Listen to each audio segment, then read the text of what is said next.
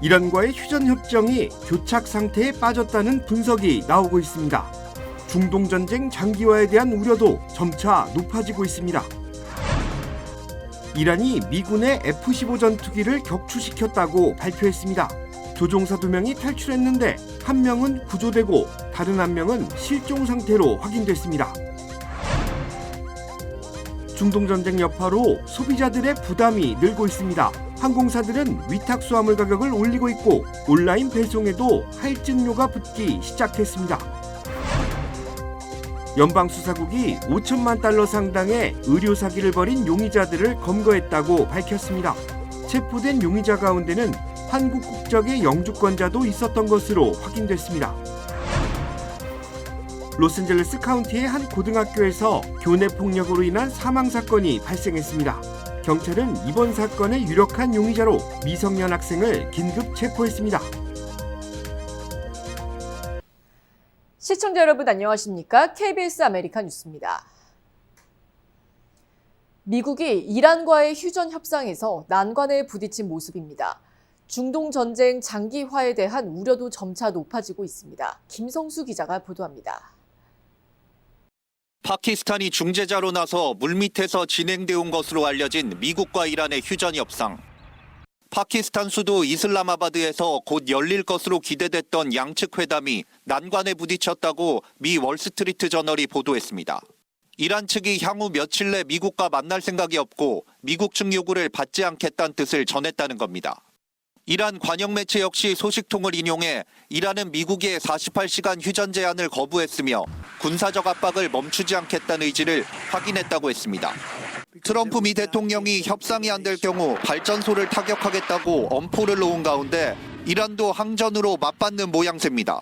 현재 미국은 호르무즈 해협 완전 개방과 미사일 능력 제한 등을, 이란은 공격 재발 방지와 배상금 지급 등을 서로에 요구하는 거로 알려졌습니다.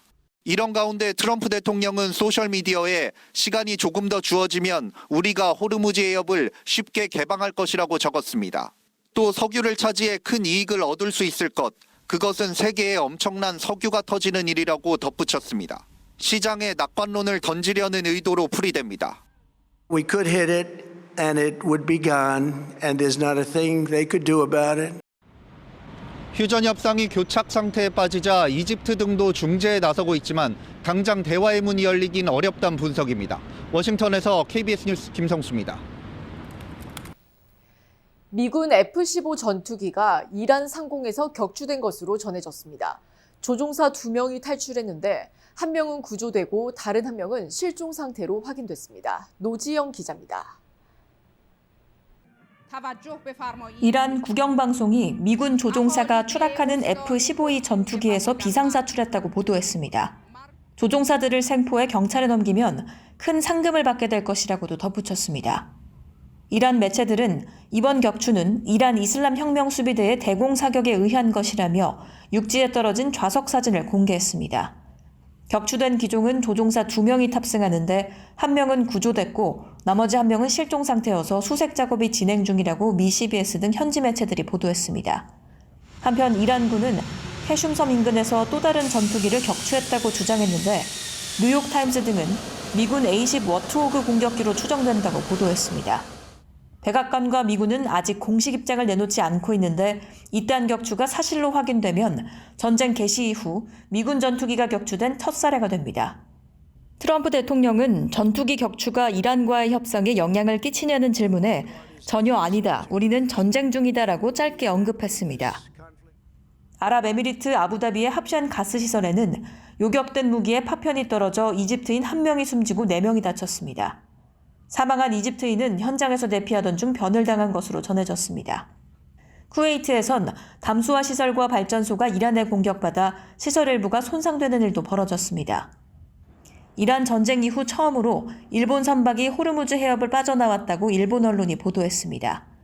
일본 해운사 상선 미쓰이의 LNG 선박으로 선원과 선박 모두 무사하다고 해운사는 전했습니다. 오만에서 KBS 뉴스 노정입니다. 이런 상황 속에서 미국은 이란을 상대로 군사적 압박 수위를 크게 끌어올리고 있습니다. 트럼프 대통령은 이란을 석기 시대로 되돌릴 것이라며 강경 발언을 쏟아냈습니다. 우한울 기자입니다. We're going to hit them extremely hard over the next 2 to 3 weeks. We're going to bring them back to the Stone Ages where they belong. 트럼프 엄포 이튿날 화재로 전선을 이탈했던 세계 최대 항공모함 제럴드 포드가 21일 만에 복귀했습니다. 여기에 부시 항모전단까지 중동으로 향하고 있습니다. 이미 오만만 인근에서 작전 중인 링컨함까지 합류하면 항모 3척이 중동 해역에 모입니다. 이라크전 이후 처음 있는 일입니다. 전차를 낮은 고도에서 직접 때리는 A-10 워터호그 공격기 18대도 투입됐습니다. Given the increase in air superiority, we've successfully started to conduct the first overland B-52 missions. 파리 공수사단과 해병 원정대 등 중동에 배치된 지상군 병력은 7천여 명. 호르무즈 해협 연안과 이란 석유 수출의 90%를 담당하는 하르그 섬이 지상작전 후보지로 가장 유력하게 거론됩니다. We have not hit their oil, even though that's the easiest target of all, because it would not give them even a small chance of survival or rebuilding. But we could hit it, and it would be gone. 하르그 섬 등 이란의 석유 시설을 파괴할 경우 이미 폭등한 유가가 배럴당 $150 이상으로 통제 불능 상태가 될 수 있습니다. 트럼프 입장에서도 큰 부담입니다. 원유가 바다로 유출될 경우 환경 파괴도 우려되는 대목입니다. 트럼프 대통령이 이란 석유 시설을 아직 남겨둔 것은 결국 석유 통제권 장악을 노리는 것일 수 있습니다. KBS 뉴스 우한울입니다. 이란 전쟁 여파로 이젠 배송료마저 오를 전망입니다. 항공사들이 잇따라 수화물 요금을 올리고 온라인 배송에도 유류 할증료가 붙기 시작했습니다. KBTV 신영주 기자가 보도합니다. 이란 전쟁 발발 이후 국제유가가 가파르게 오르면서 소비자들의 지갑이 직격탄을 맞고 있습니다.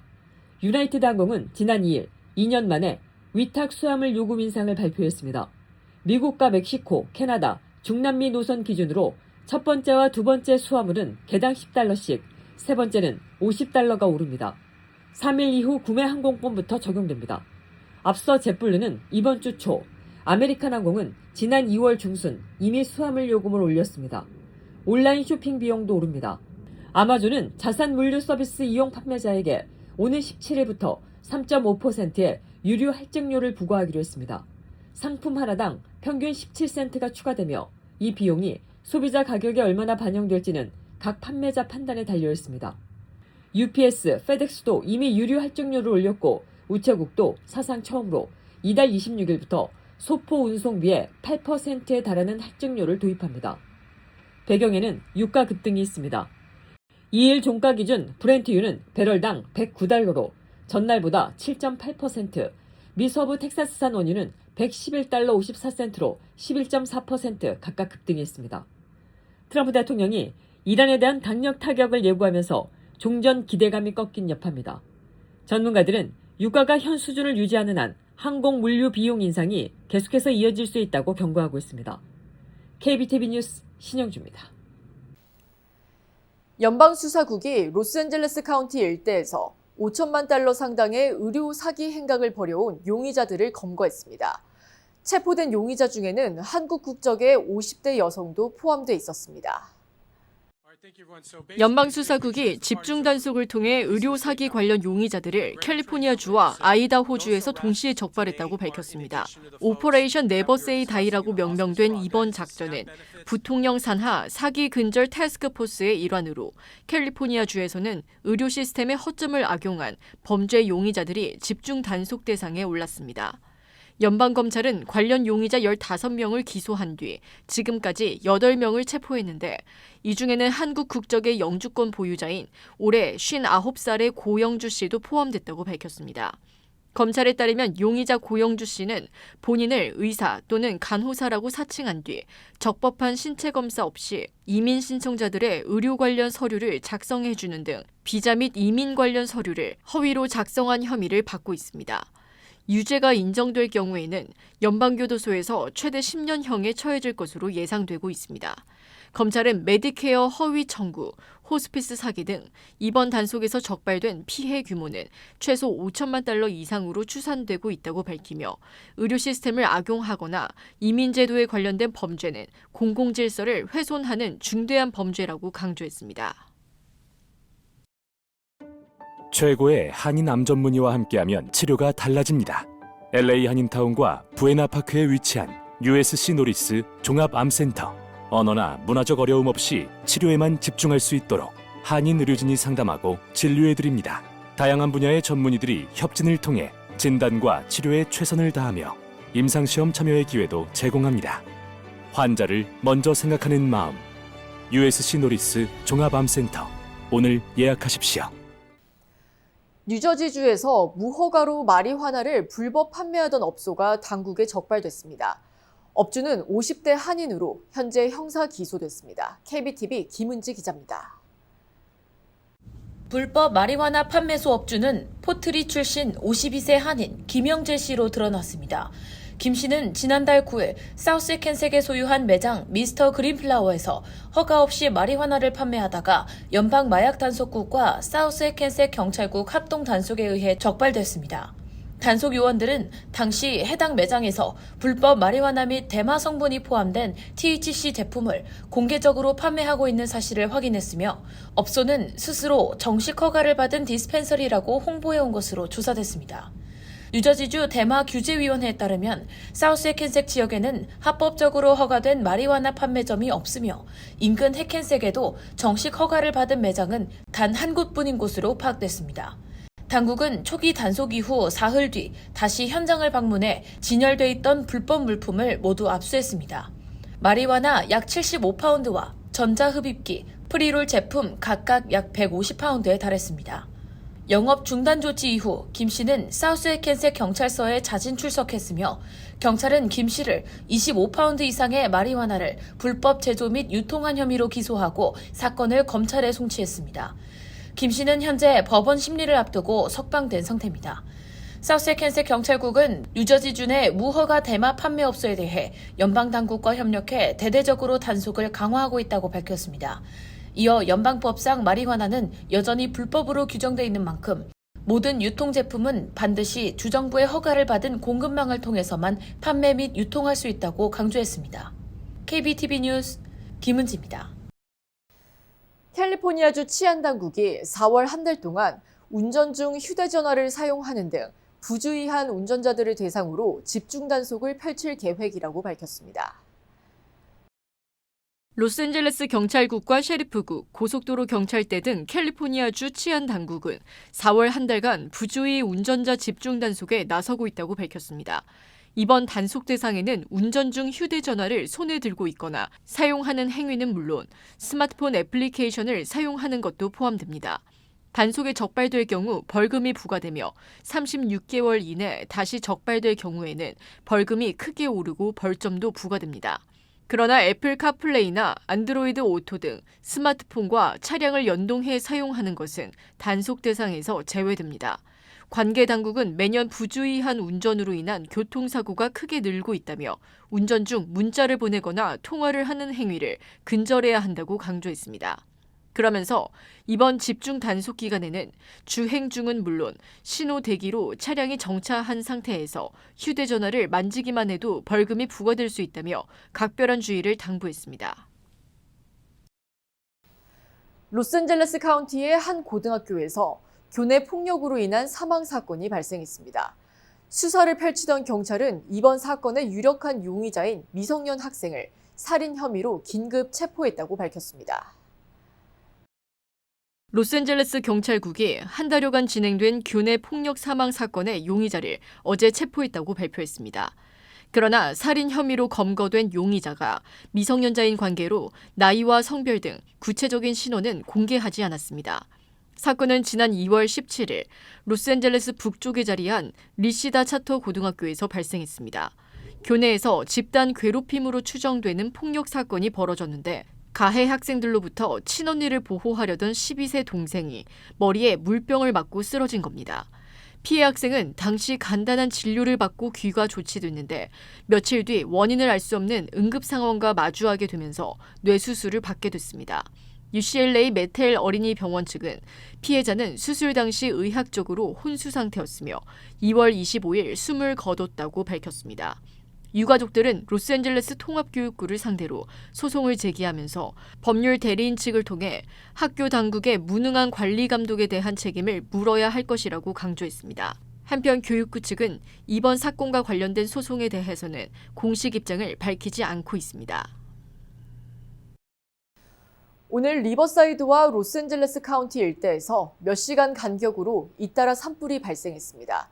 지금까지 수백 에이커를 태웠는데 일부 지역에는 대피령도 내려졌습니다. 캘리포니아주 소방국은 오늘 오전 11시쯤 리버사이드 카운티 모레노밸리 인근 길먼 스프링스 로드에서 산불이 발화됐다고 밝혔습니다. 스프링스 산불로 명명된 이번 산불은 오늘 오후 2시 기준 2,000에이커 이상을 태웠습니다. 현장에는 소방 인력 100여 명과 소방차, 헬기 등이 투입돼 주택가로 확산을 막고 있는데 소방당국은 인근 지역에 대피령을 발효하고 도로 일부를 통제시켰습니다.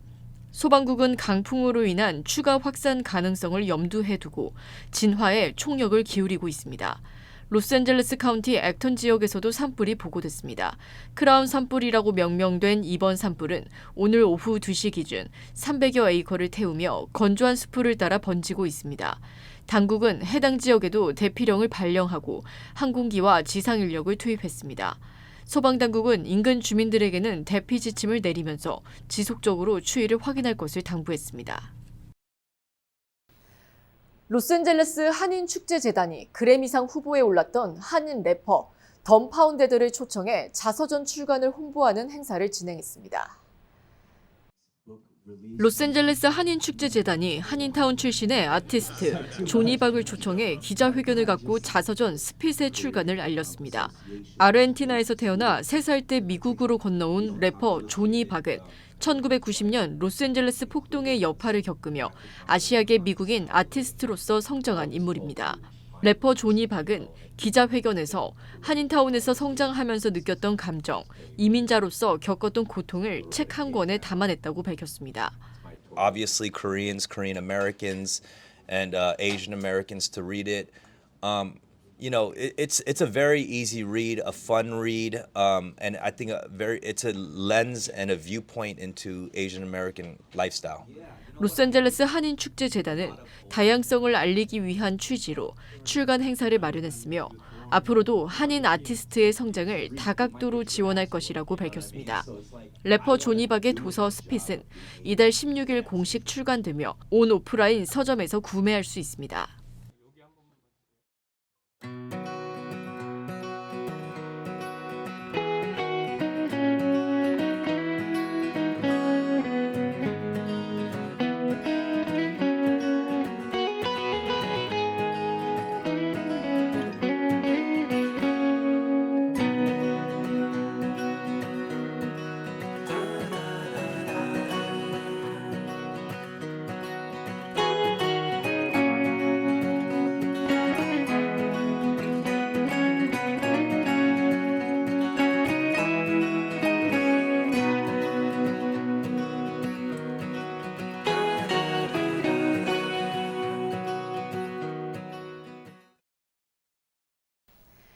KBS 아메리카 뉴스 오늘 소식은 여기까지입니다. 편안한 주말 보내시기 바랍니다.